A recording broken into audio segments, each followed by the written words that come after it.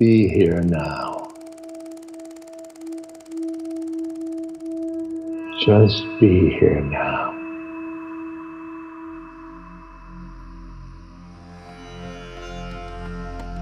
Hey folks, welcome to the Real Change Anthology. My name is Lily Cushman, and I'm the producer for the Metta Hour podcast. In celebration of the paperback book release of Real Change in November of 2021, we've created an anthology of interviews to explore some themes from the book. These interviews originally aired in 2020, with Sharon speaking to various folks about the intersection of mindfulness, lovingkindness practice, and social action. We're delighted to reissue these conversations to you now as a new collection of weekly episodes organized in the following themes: agency in action, grief to resilience, activism as art, anger to courage, the interconnected world, and burnout to balance. For this fourth episode of the anthology, we're exploring the theme of anger to courage. This episode features interview clips from Devon and Craig Hase, Sensei Joshin Byrnes, Marc Solomon, Mallika Dutt, and Shelly Tygielski. Each speak about their transformational journey working with anger, both pitfalls and promises of this powerful emotion, and how to harness it for a courageous heart and mind. Our first clip is from episode 128 of the Metta Hour, featuring Sensei Joshin Byrnes. It originally aired April 11th of 2020. Joshin is a Zen priest, teacher, activist, and the founder of the Bread Loaf Mountain Zen community in Vermont. Joshin maintains a core practice of bearing witness to homelessness and has spent much of his career working for social change nonprofits in the areas of AIDS and HIV prevention, child welfare, and community-based philanthropy. In this clip, Joshin shares about his personal journey, learning how to recognize and honor his anger and find his own empowerment through self-compassion. He also shares about the necessity of anger in activism as an important threshold for taking action. Here's the clip. I have whole sections in the book about turning helplessness into action, and helplessness being at the root of a lot of anger, so transforming some of that anger, the energy of the anger, into action. And I use the ACT UP movement as really the prime example, like a completely grief-stricken community. Not only did people take care of one another in the most selfless ways, but there was a movement, let's get stuff changed. Yeah. It's funny, but so anger's been a bit of a theme for me too. You might also imagine, given the story I told about my father, that I was really angry with him. I mean, at a very deep and personal level. It wasn't just angry at the system, which in some ways it's easy to be angry with something kind of impersonal, like all those, the horrible system there that harms us or something. But the harder anger for me was the anger I felt toward my father for decades, really. Mm-hmm. I felt abandoned by him after our mother died. And I wrote him off, just as a human being. I wrote him off. And I couldn't bring thoughts of him to mind without feeling a lot of rage and even disgust at times. And it was embarrassing for me. I felt embarrassed by feeling those things, And even after I became a pretty regular practitioner of Buddhism, I noticed I had this in me, and they were very strong emotions, and I felt oddly ashamed of them. I couldn't integrate them in.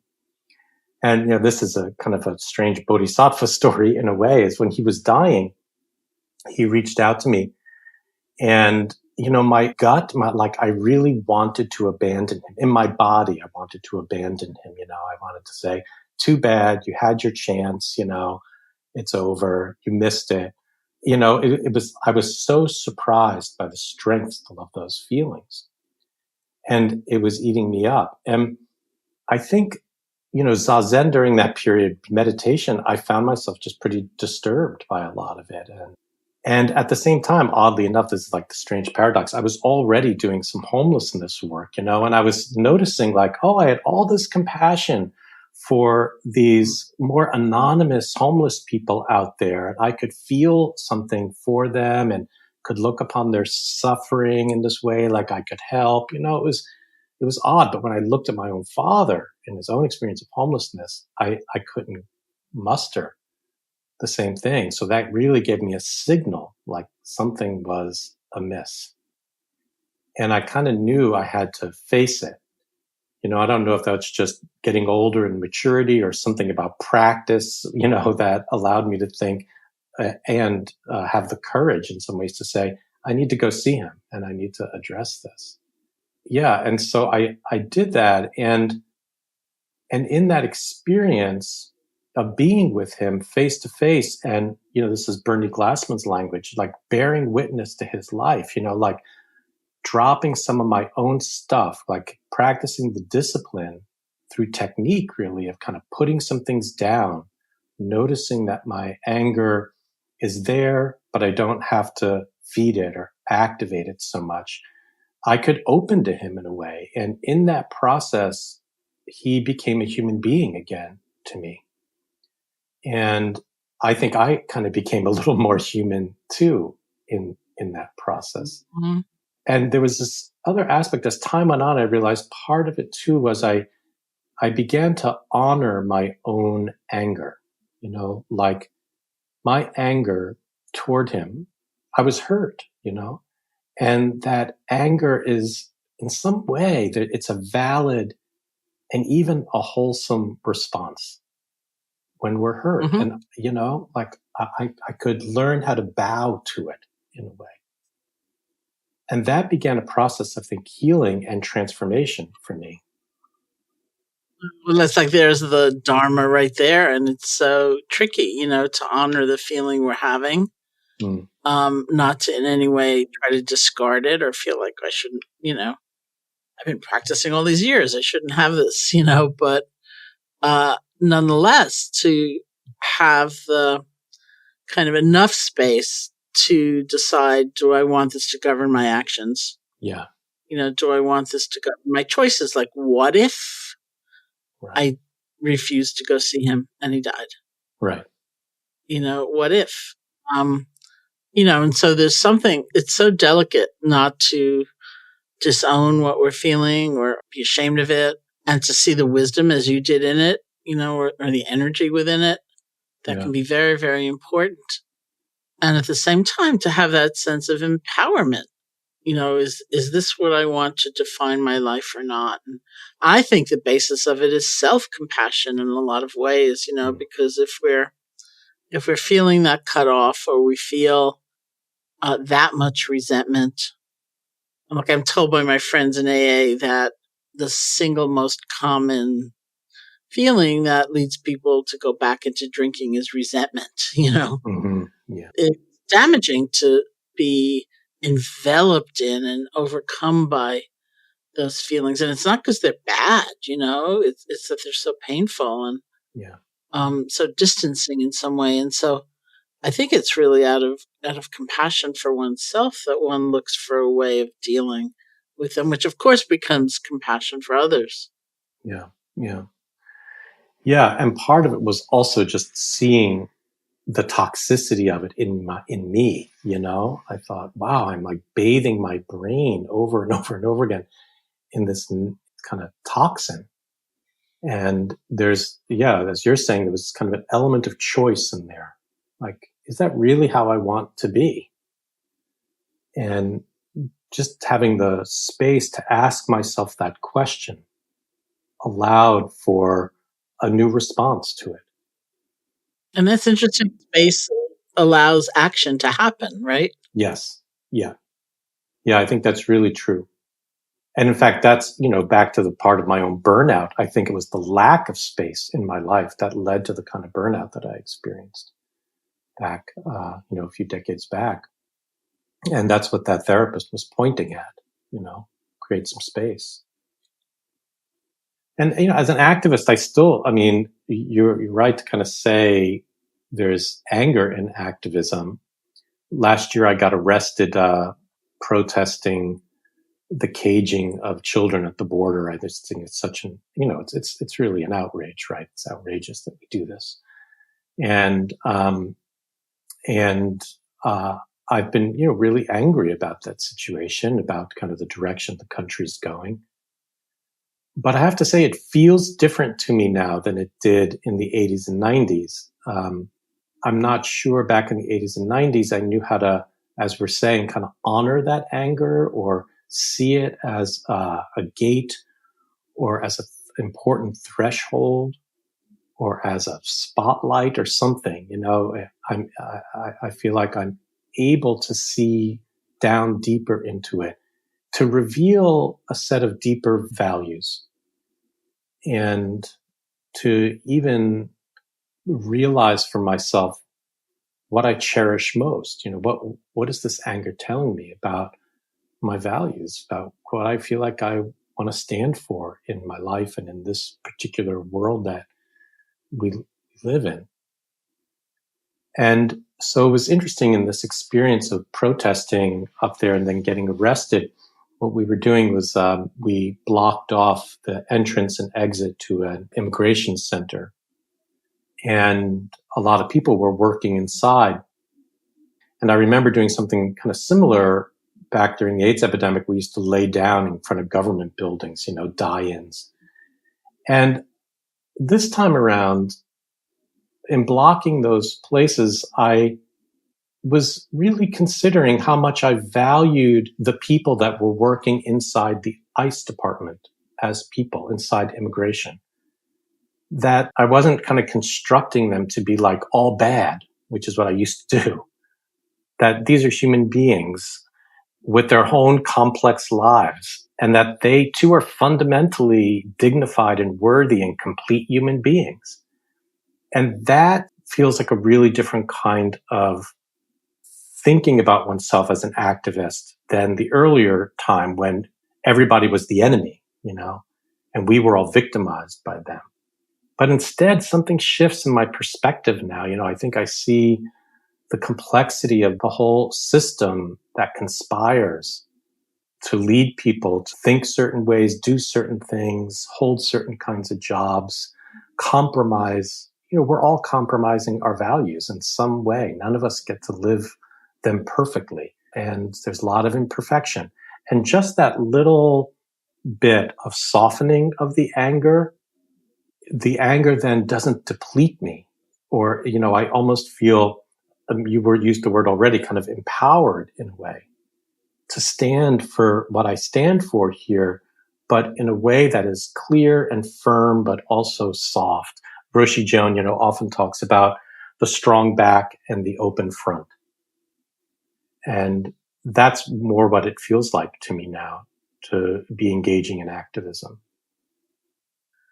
I think what's so confusing for a lot of people is that they would equate that kind of, let's say, compassion for people who are working within ICE with weakness, with giving in or no longer taking a stand. And it's really not so. And it's very hard to explain, I find, in words.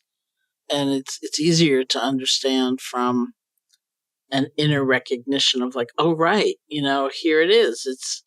It's being strong, being clear, taking action, but not from such a corrosive place, perhaps, of hatred. Yeah. And I think in my earlier days, there was something in me that I don't know how to put it exactly. There's some kind of ill will in it, like even though I was standing for something virtuous, like ending the AIDS epidemic, there was something quite violent about it.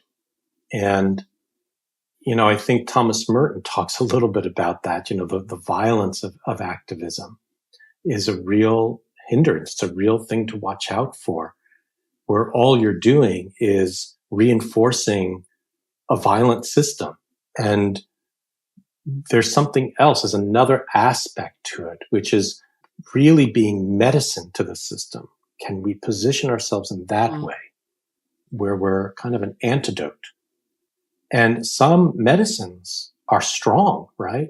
Some medicines or medical procedures, all that stuff, they can be quite uncomfortable, painful, but they're administered and delivered with the real hope of healing and and creating wellness.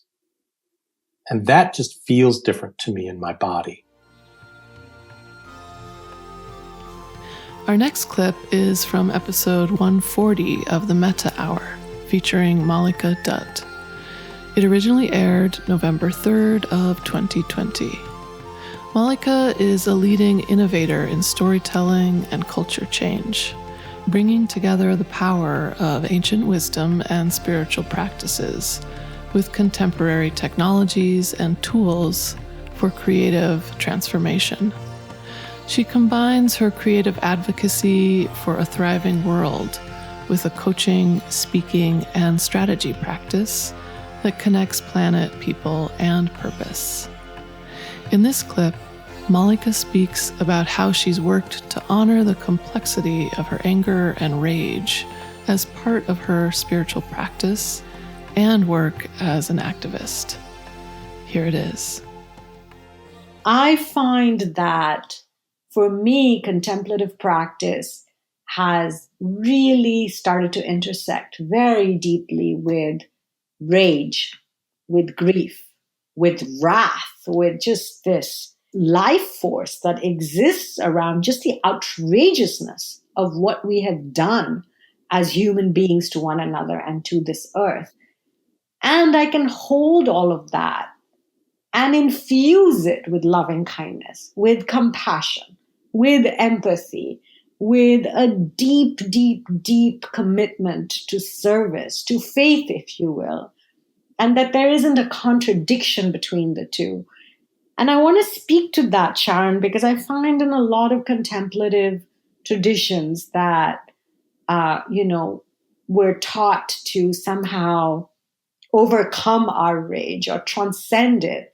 And I think that it's really important to first honor it, see it, recognize it, really understand all of the ways in which it's allowed so many of us to just simply stay alive in a societal context that would kill us, that would see us dead. I mean, if I take it to the India context, for example, and I was talking about Hinduism earlier, we have 37 million more men than women in India. And so sometimes when I sort of hear people talking about Hinduism as this non-violent, the principle of non-violence, or even Buddhism, or the teachings of the Buddha, if you're not going to call these isms, but they have turned into isms, in a context where Burma is just, killing and demonizing the Rohingya in ways that we cannot even fathom, right? Like all of these contradictions that exist within these spaces, that there's a way in which I am learning to hold the essence of the teaching and see how it might be applied, while also understanding the deeply destructive ways in which these religions or these faith-based traditions have played out and caused enormous harm and continue to cause enormous harm. So I feel like that's some of the reckoning that I am dealing with, again, from a place of interconnectedness, right? Like this is not just a this or that. How does one learn how to hold polarity and complexity and the this and the that so that we can be more whole in coming into the creation of whatever it is that is emerging in these pandemic times? I think that is very beautiful. And I think it's also a sign of maturity. Like I remember when I first started practicing, which was 1971, and I'm somewhat famous. This was a Goenka course. It was a 10-day immersion course in meditation, mindfulness meditation. And I'm somewhat famous amongst the people that formed. There's still some of my closest friends that I met in that first retreat for once having marched up to Goenka and looking him in the eye and saying, I never used to be an angry person before I started meditating, thereby laying blame, exactly where I felt it belonged, which was on him. And it took me a long time to realize that, first of all, I'd been hugely angry and I hadn't seen it. And also that it wasn't something I was trying to cut off, or reject, but just as you said, to relate to it differently, because the fundamental virtue is energy. And to somehow harness the energy without the burning and the self-destructiveness and the other things that can happen when we're lost in it or overcome by it to such a degree that it becomes everything. And maybe that's a combination with that sense of dignity, and rightfulness of one's being alive and being on this earth. Like one of the people I interviewed for the book was a woman who's really a leader in New York City in the striking fast food worker movement, striking for $15 an hour and a union, the right to unionize. And one of the things I really felt from her and other colleagues of hers that I met was this sense of dignity, that even their families would say to them, don't rock the boat, don't do anything. You've got almost nothing and you'll have nothing if you really stand up and, demand more. And they just could not do that. They could not accept that story about themselves, that they were only worth the way they were being treated. And I thought the amount of self-respect it takes to go up in those very fearful circumstance and to actually successfully lead a movement was extraordinary. And were they fueled by anger? Of course, that was part of it, but they weren't somehow just about that. They were reaching into this well of the rightfulness of their being. And it was so awesome. And the people who brought us together were friends of mine who never said it would really be helpful to these people if they learned how to meditate. They kept saying, you should meet these people. Your community should meet these people. These are incredible people. The next clip is from episode 121 of the Metta Hour, featuring Shelly Tygielski. This originally aired May 4th of 2019. Shelly is a mindfulness teacher, author, and grassroots community organizer who focuses much of her work supporting underserved communities, community organizations, nonprofits, and schools. She's deeply involved in offering trauma-informed healing practices to communities who've been affected by gun violence and mass shootings. Her first book, Sit Down to Rise Up, was released in September of 2020. In this clip, Shelly discusses her experience teaching self-care for activists and how a longer-term perspective can be useful when working with anger to prevent burnout. Here's the clip. So you, as I, encounter different activists in this time, and do you agree that there's this kind of despair often? And what do you say? I think there is despair, but I feel like there's more that despair leads to anger. What I see most of the time now in the last several years is a rage. It's an anger, and it's a dangerous thing because I think what happens is that it leads you to a place where you don't have clarity. And also, as you know, like anger is just a bad thing to hold on to because it can hurt you physically, mentally, in so many ways. So what I try to do is, and it's funny because I remember talking to you about this when you came down back in 2017 to speak about the Women's March, to the Women's March group here in Broward County. And I remember saying to you, like, one of the books that I use in my self-care for activists or my mindful activism courses or workshops that I teach is the book that you and Bob Thurman co-wrote, which is Learning to Love Your Enemies. And just saying that title, when I would say, like, this is required reading, you need to buy this book, people would be like, but how can we love our enemies? You would think of like one specific individual, of course, that has been occupying a lot of people's time right now and has been present in our mind and is affecting our lives in a great way. And it was almost like shocking. It was like abhorrent to them that I could even suggest, when all I was doing was actually just telling them which book title to get and to order on Amazon. So it's anger that I'm seeing most often. And I think it's really because, again, it's a matter of feeling like somebody's going to take something away from me. The fuel that I need to carry with me is fuel that is informed by rage. And so what I'm trying to say to people is, no, that is not the fuel that you need, because that's going to lead to activism fatigue and burnout. You cannot have any type of resiliency. This is actually, it's a marathon. It's not a sprint, and you're going to burn out. And I've seen so many activists who started really strong in 2016, 2017, 2018, who went to every march and every protest and every rally to the Capitol. And where are they now? They're exhausted. They're exhausted. They really aren't as active as they, I think, would like to be, because they're disenchanted. And it's just become too much and overwhelming. So with that premise, and also like going back to the sentiment that self-care is an act of resistance, I can kind of maybe plant that seed with them and get them to understand that there could be a different way for them to be more effective and to actually still have balance in their life and joy. They don't always have to you don't have to be angry all the time and outraged all the time. This next clip is from episode 132 of the Metta Hour, featuring Marc Solomon. It originally aired September 21st of 2020. Marc is a nationally recognized political strategist and campaign leader with 25 years of experience. He has a deep track record of assembling winning bipartisan campaigns on the most challenging issues.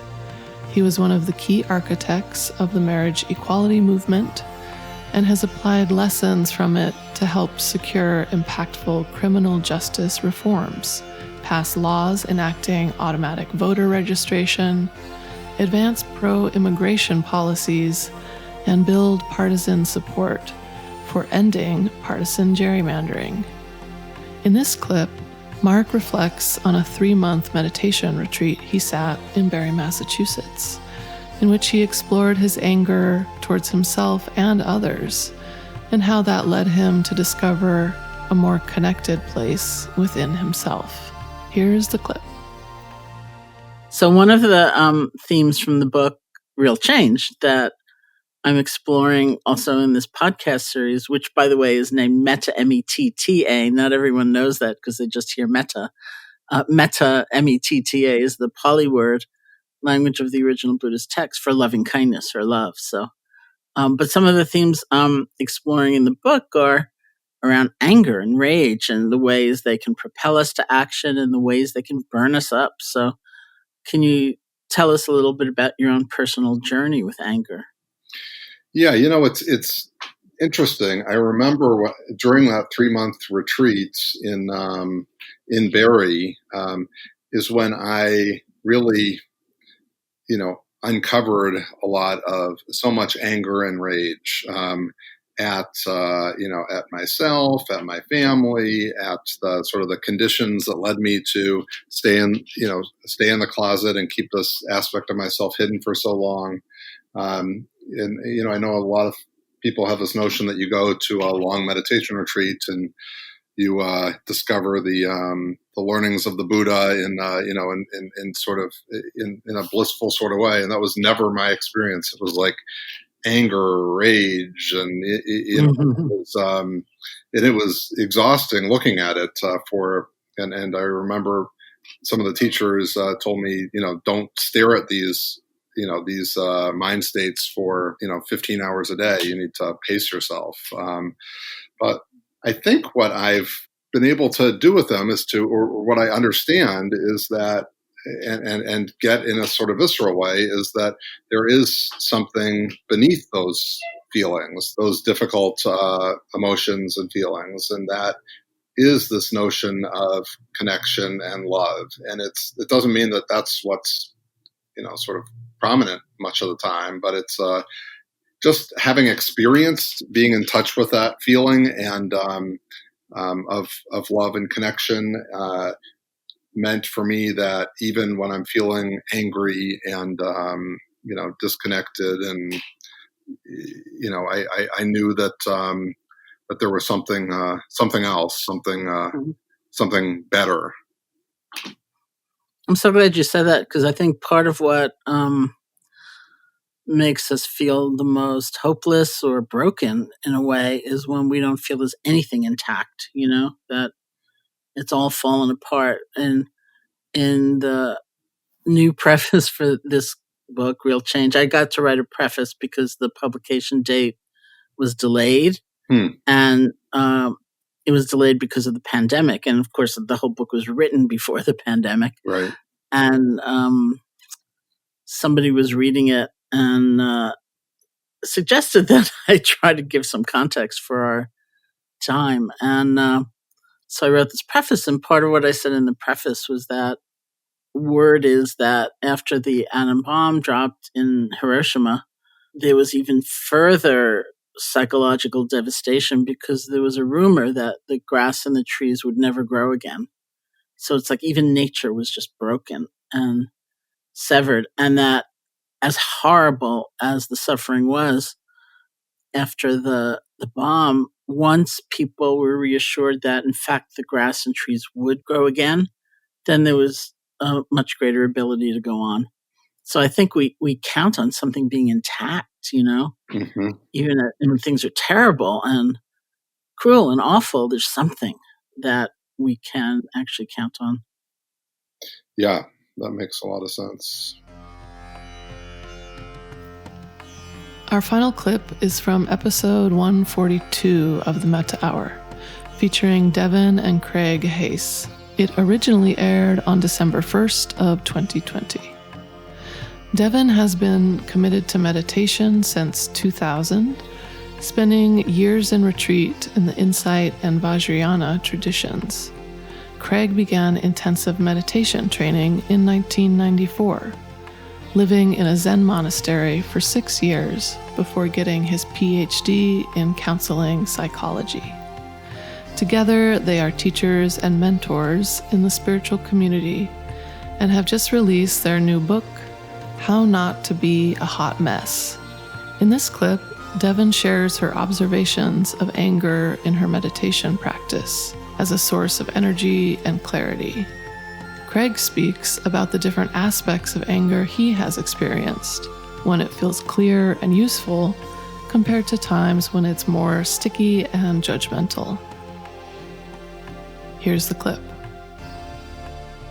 Yeah, I think for me, one of the biggest insights during this whole period has been working with anger. And like when anger transforms into courage. Yeah. I've noticed in my own practice, there is a habit, and this probably comes from white dominant culture conditioning around really not okay to feel angry. Like anger is a defilement. I should not feel that way. I should be doing loving kindness or somehow transforming it to feel wholesome.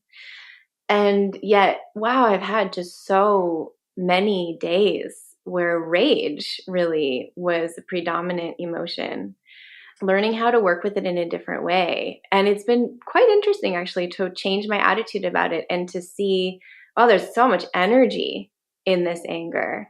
And there's actually a kind of, a lot of it is about justice. It's about seeing injustice and then the natural response of the heart, because I think I care, there's just rage that comes. And I do think, I'd be curious to hear what you have to say about this. I think that anger has the potential for really powerful action and that it can be maybe courage is a good word. For me, it's been like clear seeing that anger has a kind of clarity in it that sees things truly. Mm-hmm. And from that place, I think when it's also measured with a kind of presence of mind and maybe enough wisdom to know it's appropriate, it can be a powerful change agent. Mm-hmm. Like, oh, I actually need this kind of rage in order to have the courage to speak truth mm-hmm. to power, or to talk about issues that feel scary to talk about, or even to be willing to mess up and make a mistake. Mm-hmm.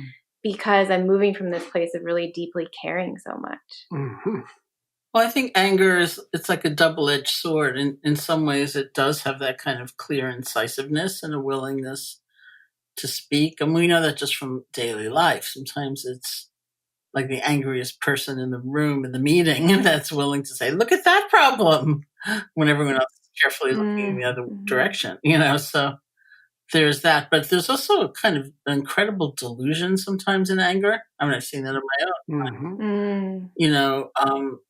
Where it's like, if you think about the last time you were really, really angry at yourself, it's not a time where you also think, I did 5 great things same morning, right? They're gone. They're just wiped out. So, and I'm not even sure how to describe the path from one kind of anger to the other kind of anger. But, when you're in that deluded state, then options disappear. Mm-hmm. Everything is really, that's really like the Buddhist psychological description of tunnel vision, and you get stuck. But there is that other kind of anger, or that other aspect to anger, where it's that cutting through, incisive willingness to point at difficulty and so on. Yeah, I like that I like this kind of parsing of it into 2 kinds of anger. I think for me, it's a question of stickiness. Like when my anger gets sticky and magnetic and starts to pull everything into it and cloud my vision, that feels unwholesome. However, Devon and I now have been on this racial justice and racial awareness kind of journey for a decade. I wrote my dissertation about the experiences of people of color in primarily white meditation communities. Devon has studied quite a bit. She went through CDL4, the Community Dharma Leaders Training at Spirit Rock, with Larry Yang and Gina Sharp. And, we had this kind of wake up moment, maybe back in 2013, something like that, 2012. And it just is accompanied by anger. There's this kind of heat to it of, I can't believe it's this way. And it cannot stay this way, which is energizing. That flash is enlivening, it's energizing, it's motivating. And for me, the question is, do I get stuck? So like a flash of anger, when I meet injustice, when I see injustice, and I have that sense of a kind of like white hot flash, that can be very wholesome. Then there are the moments of like, does it get stuck? And does it become habituated?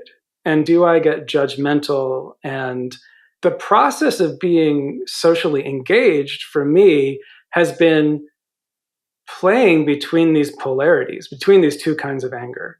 Like sometimes the healthy anger or the motivated anger, or even like a loving anger, and then habituated states of mind taking over and almost like appropriating that anger in a way that cuts off my connection to other people and even can interfere with the change work that needs to happen. I wonder if that's reflected in language, like if we were just to listen to the story we are telling about the incidents, the outrage, the difficulty, the challenge. I think it would be interesting, like, or if it's a person, we're saying, you never, and you never will. Yeah. Never get better, about this. And, I mean, that's indicative of kind of stuckness, isn't it? Opposed to either, this is wrong, or to get really, PC about it. Like, I felt hurt when you said that. And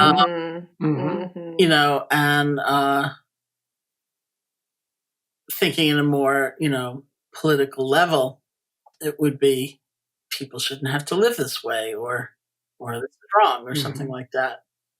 Yeah. But, I'm a child of the 60s. I remember those college protests too. In fact, I went back to Buffalo, where I went to school last fall, and my friend gave me a tour of the campus, and he had gone to law school there, and I pointed at something. A lot had changed, but I pointed at something. He said, "I was tear gassed here," and then, "Oh, I remember protesting over there," and so there was not an idea of reconciliation or some kind of story, some kind of narrative that could be more inclusive.